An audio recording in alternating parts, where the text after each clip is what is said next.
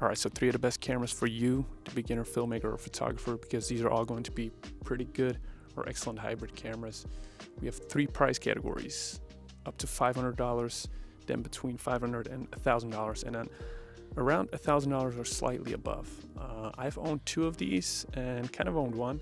So keep in mind, these are all going to be used prices. So let's go. So I'm talking pretty quiet here because our neighbor is outside, and I was setting up the tripod and talking to the camera, and it felt really weird because I saw that she was staring at me from behind the bushes. So yeah, a little awkward, but we do what we got to do, be creative. Coming in at number 1, under $500, is the Canon M50. This was my first ever camera, and the camera that got my personal business started. Coming in at under $500 with the kit lens.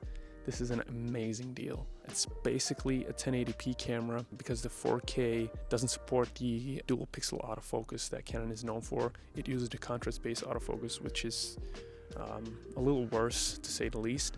Also, there's a pretty significant crop in 4K in the camera, so just use it as a 1080p camera and it will be amazing because the 1080p is great on this camera. I shot my first client videos, so professional videos, paid gigs on that camera using the plastic Nifty 50 on a speed booster and a gimbal. That was all I used for about 6 months, and it did the job for what I needed back then. So amazing value in that camera. Also, photo-wise, you can take this camera pretty far. It has those Canon colors, you know, the great autofocus. I think things like bursts and stuff like that won't be that great on the M50, but it doesn't need to be for a lot of gigs. So you could take it pretty far photo-wise, and you can really grow into this camera. So yeah, amazing value. All right, so if your budget can stretch a little further, then there is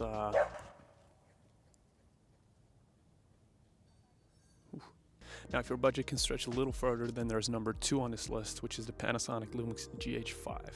Now, I've talked about this camera before on this channel. I owned it, I actually still own it today, and it's an amazing value. I picked it up for about $750 used last year, and for video, you can't really beat it. I mean, 10-bit video, internal, 4K 60, loads of cinema camera features like waveforms, effector scope, everything like that. You just can't beat it.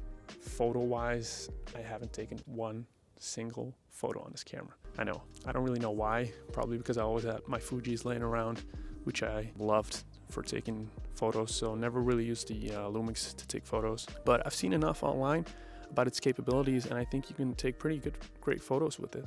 But I think this will be the worst photo camera on this list. But nonetheless, as a hybrid, for that price, the video-centric features are so good that you take the slightly less photo-wise features with it. Now, if you're really balling and you can spend around $1,000, then there's a Fuji X-T4. Now, I'm a Fuji guy, and before I purchased the X-H2S, which I'm filming on right now, I had the XS10, which has the exact same sensor as the X-T4, but misses some of the video features. Now, I've shot professionally on the XS10 for client videos, so the X-T4 will take you as far as you need to go as a solo filmmaker.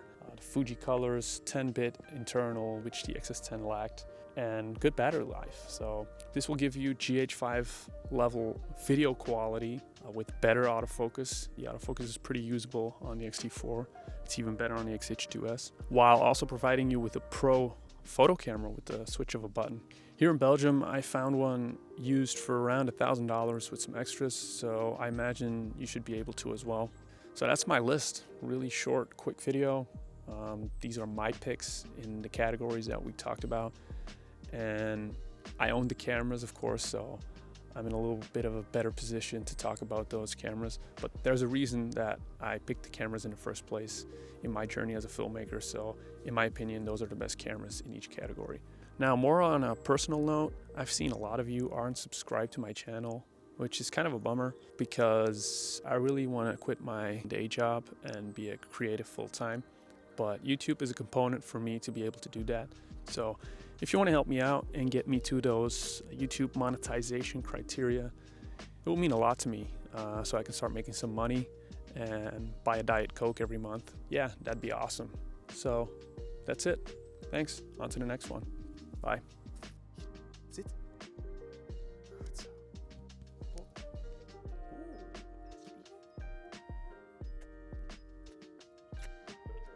Kijk eens naar de